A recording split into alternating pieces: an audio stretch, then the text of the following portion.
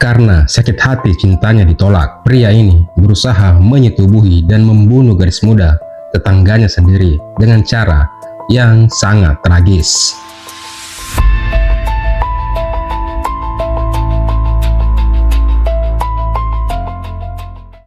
Assalamualaikum, selamat datang di HB Story.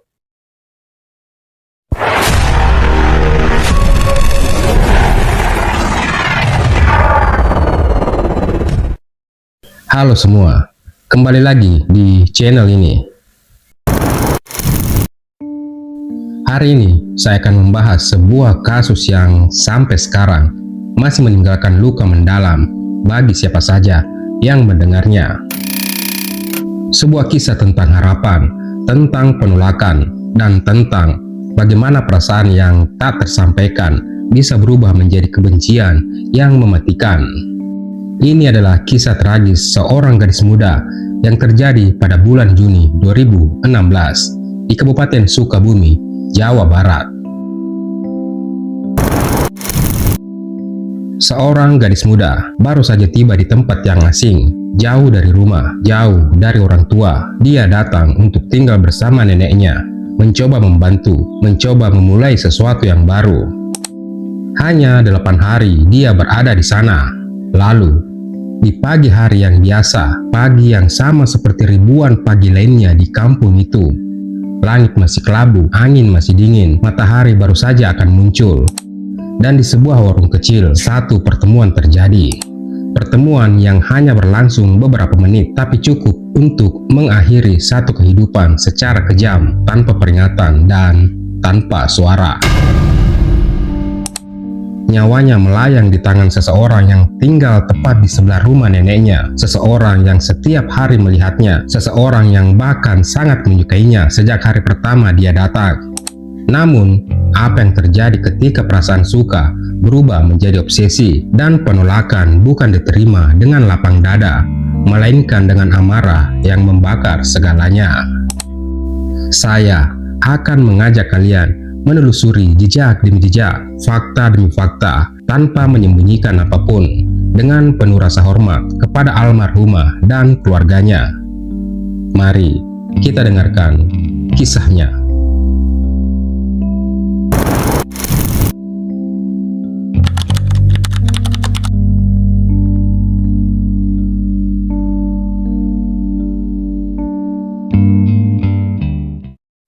Angesti Sistiani, saat itu dia berumur 19 tahun. Dia berasal dari Lampung Timur dan anak tunggal dari pasangan sebuah keluarga.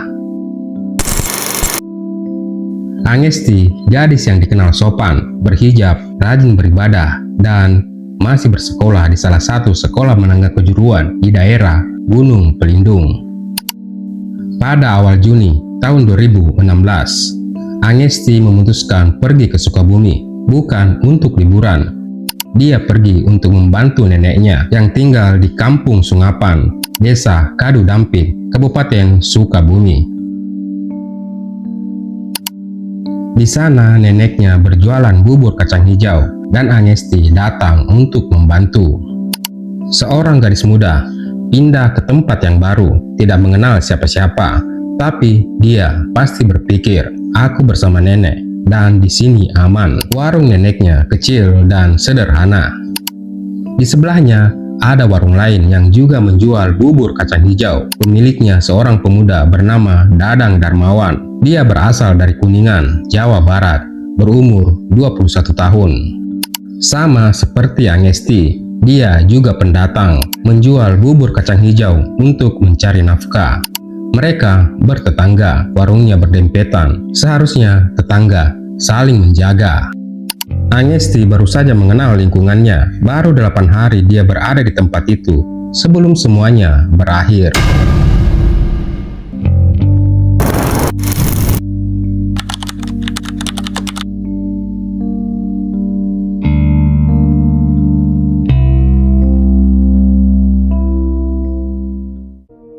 Kedatangan Angesti mengubah suasana di sana. Dadang yang setiap hari berjualan di sebelah mulai memperhatikan gadis itu. Angesti yang ramah, sopan dan muda. Tak butuh waktu lama bagi Dadang untuk mulai memendam perasaan. Dia jatuh cinta. Angesti baru saja datang. Dia belum mengenal Dadang dengan baik. Bagi Angesti, Dadang hanyalah tetangga penjual bubur di sebelah, tidak lebih. Tapi bagi Dadang, Angesti sudah menjadi segalanya. Sejak hari pertama dia melihatnya. Malam itu, tanggal 10 Juni, Angesti memperbarui status Facebooknya. Sebuah pesan singkat yang mungkin tak ada yang mengerti artinya. Siapa yang tahu apa yang dia maksud? Mungkin hanya kode untuk teman-temannya, atau itu adalah kata-kata terakhirnya. Sementara itu, ada hal lain yang tak banyak orang tahu. Sepekan sebelum kejadian, Dadang dikabarkan sempat kesurupan. Keluarganya, bahkan guru spiritualnya, sudah memperingatkan jangan kembali ke Sukabumi. Di sana akan terjadi sesuatu yang buruk. Tapi Dadang tidak mendengarkan. Dia tetap kembali karena di sana ada Angesti. Bagi sebagian orang, cinta yang tak terbalas bisa digantikan dengan cinta yang lain. Tapi bagi Dadang, cinta yang tak terbalas sangat menyakitkan hatinya. Dan rasa sakit itu berubah menjadi sesuatu yang jauh lebih gelap. Lalu di pagi hari itu, rasa gelap di hati Dadang semakin pekat dan berubah menjadi petaka.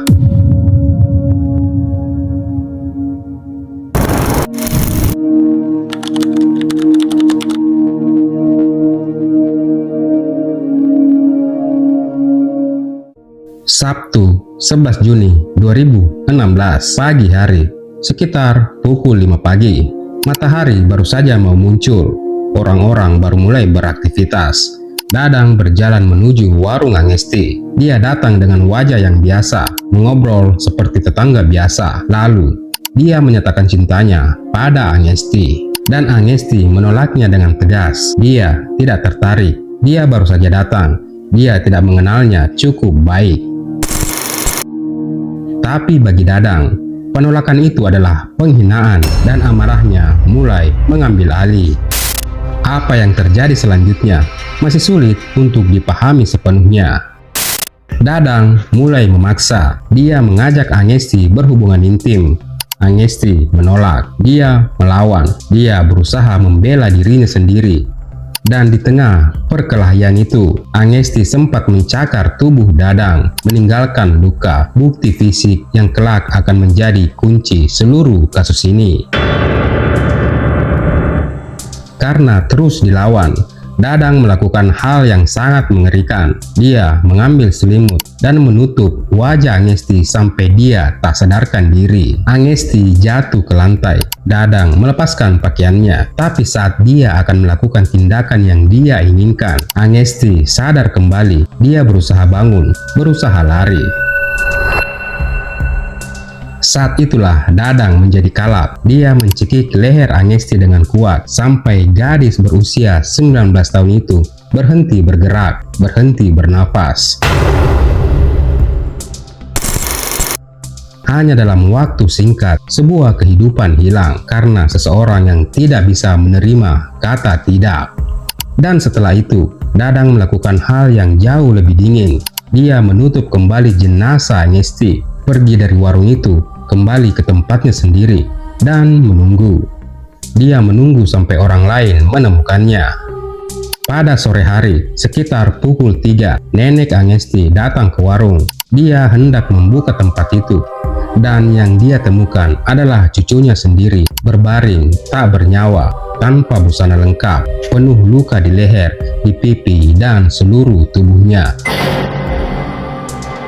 Nenek Angesti sangat terkejut. Dia panik berteriak minta tolong. Tak lama kemudian, para warga mendatangi warung itu. Dan di antara kerumunan warga yang berkumpul, ada Dadang.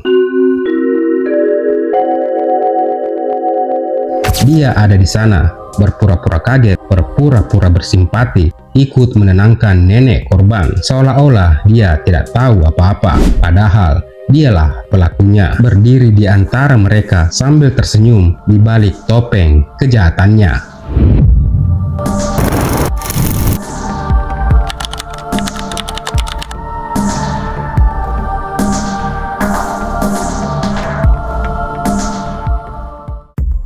Polisi segera tiba di lokasi. Jenazah dibawa ke RSUD Samsudin untuk dilakukan autopsi.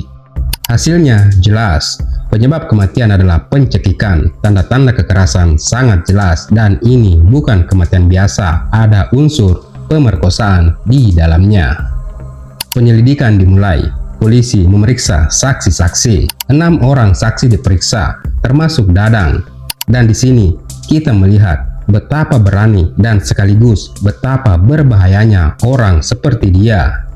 Dia datang, dia duduk di kursi saksi, dia menjawab pertanyaan seolah-olah dia tidak bersalah. Tapi ada satu hal yang tidak bisa dia sembunyikan. Di dadanya ada luka lecet cakaran yang dia coba tutupi dengan berbagai alasan. Namun alasan itu tidak masuk akal. Satu persatu kebohongannya runtuh. Selama 2 hari dia bertahan, 2 hari menjadi saksi, 2 hari melihat keluarga korban hancur. Hingga pada tanggal 13 Juni keberaniannya habis. Di hadapan penyidik, Dadang Darmawan akhirnya mengakui semuanya. Dari awal perasaan itu muncul, penolakan, amarah, hingga momen pengakuannya kalau saat itu dia sedang mabuk karena korban melawan, dia kalap, lalu mencekik lehernya. Dia ditangkap di tempat itu juga, ditetapkan sebagai tersangka oleh Polres Sukabumi Kota. Tuduhan yang dikenakan sangat berat, pembunuhan berencana dan pemerkosaan, pasal berlapis, ancaman hukuman mati. Warga gempar, media memberitakannya, dan yang paling hancur, keluarga Agnesty di Lampung Timur. Mereka menunggu kabar baik tentang putri satu-satunya mereka, namun yang mereka terima adalah berita kematian. Hanya 8 hari di tempat yang baru, dan dia berakhir di sana, di tangan orang yang bahkan dia tidak kenal dengan baik, hanya karena seseorang tidak bisa menerima kata tidak.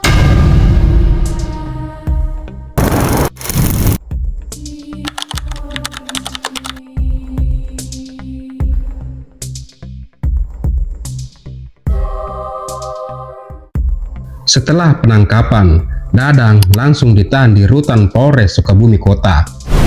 Kasus ini kemudian diserahkan ke Pengadilan Negeri Sukabumi. Sidang dimulai sekitar Agustus 2016.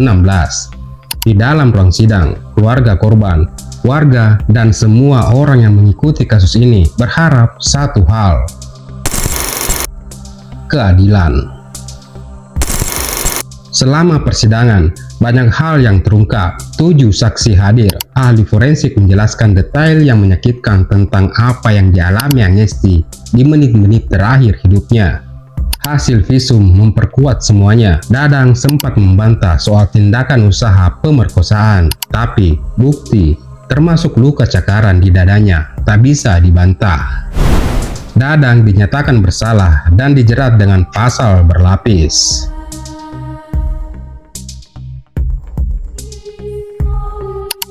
Jaksa penuntut umum menuntutnya dengan ancaman maksimal, yaitu hukuman mati. Namun sayangnya, detail putusan akhir untuk kasus ini tidak tersedia secara rinci dan terbuka.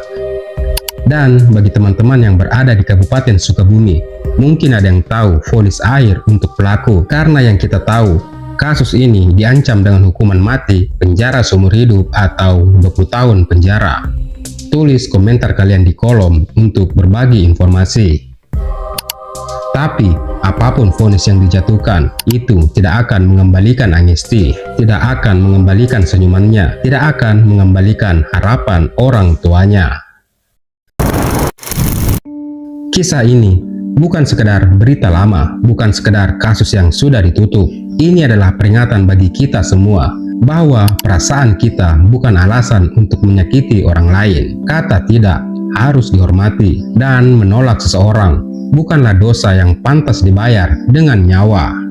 Kasus ini juga menjadi peringatan yang mengerikan bahwa kejahatan seperti ini bisa terjadi di tempat yang terlihat paling biasa, di warung kecil, di pagi hari, di sebelah rumah. Keamanan itu bisa hilang dalam sekejap mata, dan seseorang yang terlihat biasa, yang setiap hari kamu sapa, bisa menyembunyikan sisi yang sangat gelap di dalam dirinya. Agnesty pergi terlalu cepat. tapi kisahnya tidak boleh dilupakan. Setiap kali kita mendengar cerita seperti ini, kita akan berbicara tentang mereka. Kita akan mengingat namanya. Dan semoga Agnesty beristirahat dengan tenang di sisinya. Dan semoga tidak ada lagi yang harus merasakan penderitaan yang sama. Tetap waspada dan hargai setiap detik yang kita miliki. Terima kasih sudah mendengarkan kisah ini. Dan sampai ketemu di episode berikutnya. Ciao.